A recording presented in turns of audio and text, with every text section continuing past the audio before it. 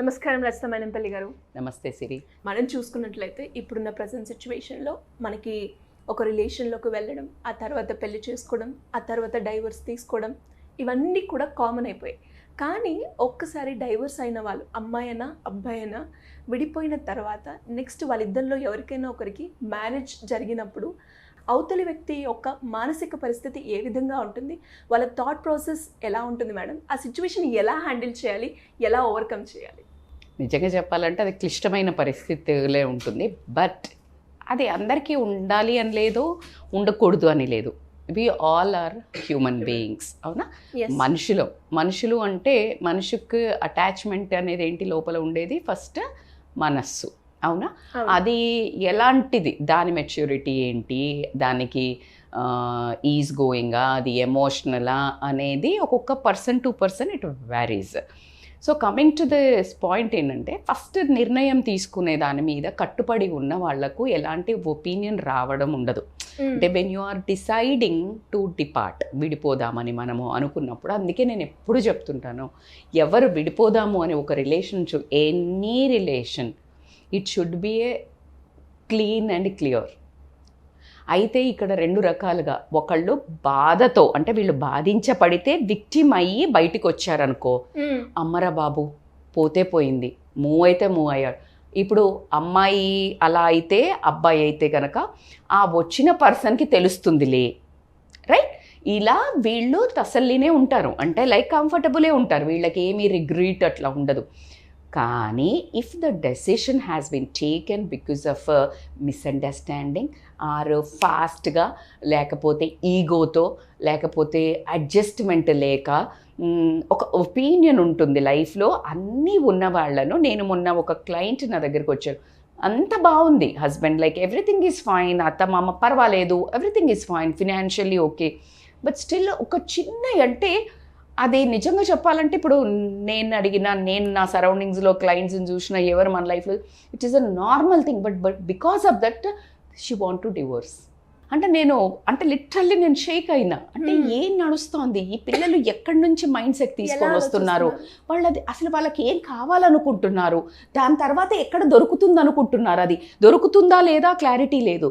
Because of that ఒక బసాయ ఘర్ తోడ్ దియా అంటారు, అంటే మంచిగా ఎస్టాబ్లిష్ అయ్యి ఎక్కడైనా జీవితంలో ఒక ఇద్దరు మనసులు కానీ, ఇద్దరు మనుషులు కానీ ఒక జర్నీ చేయాలి అని అంటే, చిన్న నుంచి మొదలు పెడితే కాస్త పెద్ద వరకు మిస్అండర్స్టాండింగ్స్ రావడం జరుగుతుంది. డిఫరెన్స్ ఆఫ్ ఒపీనియన్స్ ఖచ్చితంగా ఉంటాయి.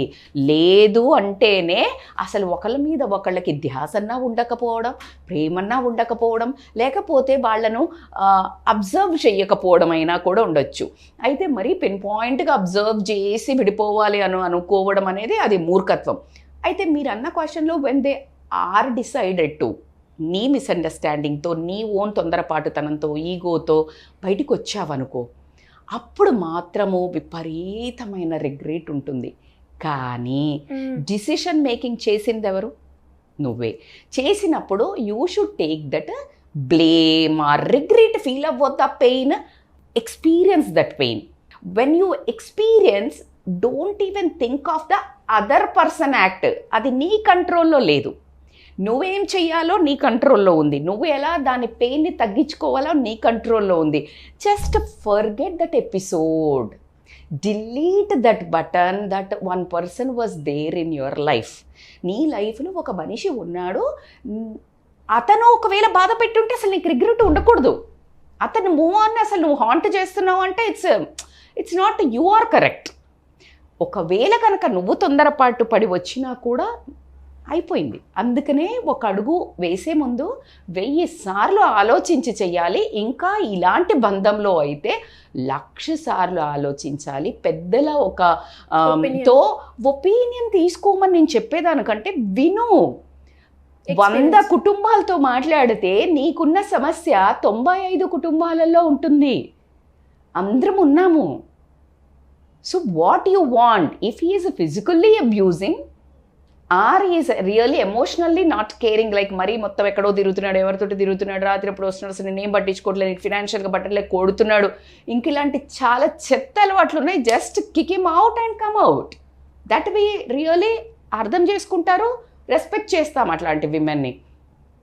కానీ నువ్వు తొందరపాటు ఏదో ఒక నీకేదో చిన్నది జరగంగానే నేను హర్ట్ అయింది, నాకు చిన్నవి జరిగినా లేకపోతే కొంచెం పెద్దవైనా కూడా సమయస్ఫూర్తితో అర్థం చేసుకుని, ఎందుకంటే నువ్వు ఇక్కడ నుంచి వచ్చినా, నువ్వు ఏ రిలేషన్లోకి వెళ్ళినా ఇలాంటివి సర్వసాధారణం. వేరే ఎపిసోడ్ ఉంటుందేమో, but episodes of this kind of tantrums, this kind of గొడవలు, చిన్న కొట్లాటలు, అడగటాలు, మిస్అండర్స్టాండింగ్స్, అర్థం పర్థం లేకుండా అరవడాలు, ఇవన్నీ quite common. Because every human being have ఎమోషన్స్ని ఎగ్జిబిట్ చేసేది ఒక్కొక్కలాగా ఉంటుంది. ఇప్పుడు నేను మిమ్మల్ని చూస్తే నాకు ప్రేమ వచ్చిందనుకో, సడన్గా హే సిరి అని వస్తాను. కొంతమంది హాయ్ అంటారు అంతే, లైక్ కొంతమంది హగ్ చేసుకుంటారు. కొంతమందికి కోపం వస్తే పక్కకి వెళ్ళిపోతారు. కొంతమందికి కోపం వస్తే పగలగొడతారు. Everybody has their own way of emotion release.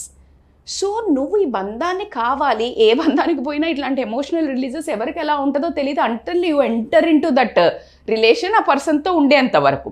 So కాబట్టి నువ్వే డెసిషన్ తీసుకున్నావు. సెకండ్, నేను ఒక అద్భుతమైన స్టోరీ చెప్తాను మీకు. జనరల్గా నేను ఇది అమ్మాయిది చెప్తున్నాను, బట్ ఎవరికైనా కూడా ఈ నిర్ణయం తీసుకోండి. మీకు మిషెల్ ఒబామా తెలుసు కదా, మనందరికీ తెలిసిందే. అద్భుతమైన కాన్ఫిడెన్స్కి ఎక్స్ట్రాడినరీ ఒక రూపం అంటే she's the one. And Obama we know he's amazing a person. But coming ఏమవుతుందంటే వాళ్ళిద్దరూ ఒకసారి ఒక రెస్టారెంట్కి వెళ్తారు. వెన్ హీజ్ ప్రెసిడెంట్గా ఉన్నప్పుడే రెస్టారెంట్కి వెళ్తారు. అక్కడ కామన్గా తిరుగుతారు, మనలాగా ఇంత ప్రోటోకాల్ ఇదంతా వేసుకొని తిరగరు. సో వాళ్ళు వెళ్తే రెస్టారెంట్లో కూర్చొని తింటుంటే ఒక పర్సన్ వచ్చేసి excuse me can I talk to her అని అడుగుతాడు. అంటే ఇంకా ఒబామా వెళ్ళు అని చెప్తాడు. She'll go and just 1-2 minutes ఆగి వచ్చేస్తుంది. వచ్చేసి చెప్తుంది he's the one who proposed me. అప్పుడు నా కాలేజ్లో ఉన్నప్పుడు ఈయన నాకు ప్రపోజ్ చేశాడు, he's the restaurant owner, just he spoke to me అని చెప్తుంది.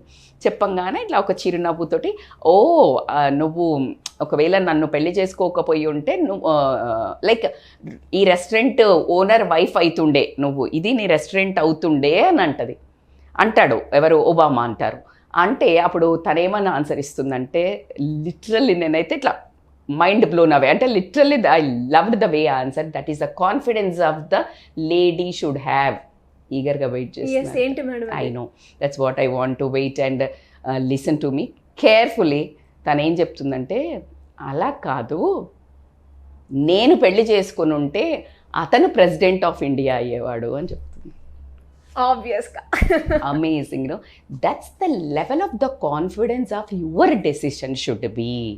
నీ లెవెల్ ఆఫ్ కాన్ఫిడెన్స్ ఆ రకంగా ఉండాలంటే నువ్వు ఏమి తప్పు అడుగు వెయ్యను, తప్పు చెయ్యలేదు, వచ్చేసాను, డెసిషన్ తీసుకున్నాను, no regrets boss. And other person moment మీద నీకు కంట్రోల్ లేదు. It's his life or her life, how she will take of.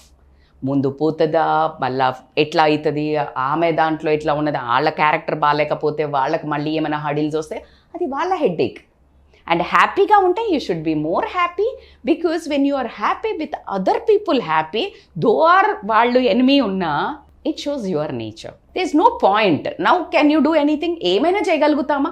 ఏమీ చేయలేనప్పుడు మనము ఎంత బ్లెస్సింగ్, ఎంత గుడ్ వైబ్స్ మనం యూనివర్స్లోకి పంపిస్తే మనకంత గుడ్ వైబ్స్ మన లైఫ్లో జరుగుతాయని హార్డ్ కోర్గా బిలీవ్ చేస్తాను నేను. You know better. So this is coming to the anybody. Pain experience కాదా మేడం, బాధ అవుతుంది కదా మేడం అని అంటే, అది అడుగు ముందుకు వేసేటప్పుడు ఉండాలి. ఇప్పుడు వచ్చే పెయిన్ ఎలా హ్యాండిల్ చేసుకోవాలి అని అంటే దాంట్లో సింపుల్గా అంటే ఎక్స్పీరియన్స్ అవ్వండి. ఆ pain you just take out. I would have done. లేకపోతే it's okay, you talk to yourself or your journal.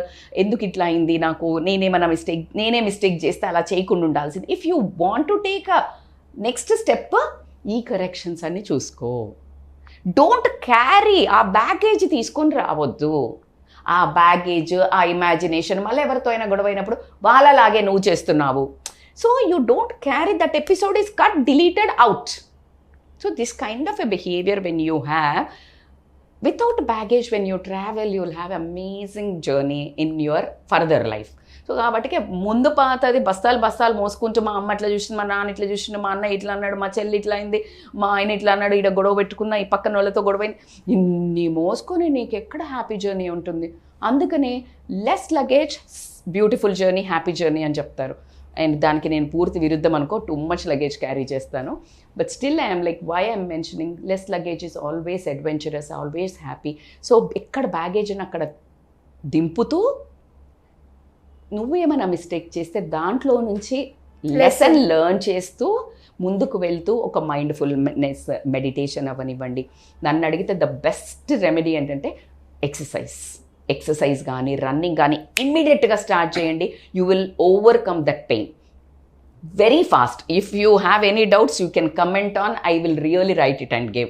And ఒక హెల్దీ ఫుడ్ తినండి, మీ ఒక బాధ ఆ ఎమోషన్ని కూడా కంట్రోల్ చేస్తుంది. తర్వాత మంచి సెల్ఫ్ టాక్ ఉంటాయి కదా, మీరు అవి వినండి. తర్వాత మెడిటేషన్ చెయ్యండి, pranayama, especially when you do breath control. Oh my God, that breath really the best and important. మనం బతకడానికి అదే, నువ్వు హ్యాపీగా బతకడానికి కూడా అదే ఒక మంత్రం అని కూడా చెప్తాను. సో నేను అందరికీ ఒకటే చెప్తాను, డెసిషన్ తీసుకునే ముందు ఆలోచించండి. తీసుకున్న తర్వాత ఏది జరిగినా దేకా జాయేగా, go head with your confidence with learning lessons. Super madam, నిజమే. ఇంకా ఆల్రెడీ డిసిషన్ తీసుకునేటప్పుడు మనం జాగ్రత్త పడాలి. ఇంకా తీసుకున్న తర్వాత ఇంకా ఎలాంటి సిచ్యువేషన్ ఉన్నా కూడా face it. You are the responsible for your decision. అందుకే నేను ఎవరికైనా చెప్తాను, డిసిషన్ తీసుకునేటప్పుడు ఆలోచించు, కానీ తీసుకున్న తర్వాత ఆ కాన్సిక్వెన్సెస్ ఎవరు, మంచైనా నీకే చెడైనా నీకే. ఎవరిని బ్లేమ్ చేయకండి చుట్టుపక్కల. సో మరి ఇలా ఎవరికైనా కూడా ఎలాంటి డౌట్స్ ఉన్న రిలేషన్షిప్లో కావచ్చు, ఫ్యామిలీ పరంగా కావచ్చు, లేదంటే మ్యారేజ్ పరంగా కావచ్చు, గైడెన్స్ కావాలి అంటే ఎలా అప్రోచ్ అవ్వాలి madam? So they can contact us. ఖచ్చితంగా డెసిషన్ తీసుకునే ముందు ఇలాగే ఒక అవకతవకలు ఏర్పడుతుంటాయి, డిప్లొమాటిక్ ఉంటుంది, ముందుకెళ్ళాలా వద్దా అని బాధపడే బదులు you really have to contact అనే చెప్తాను. Counsellors plays important role when this kind of decision makings.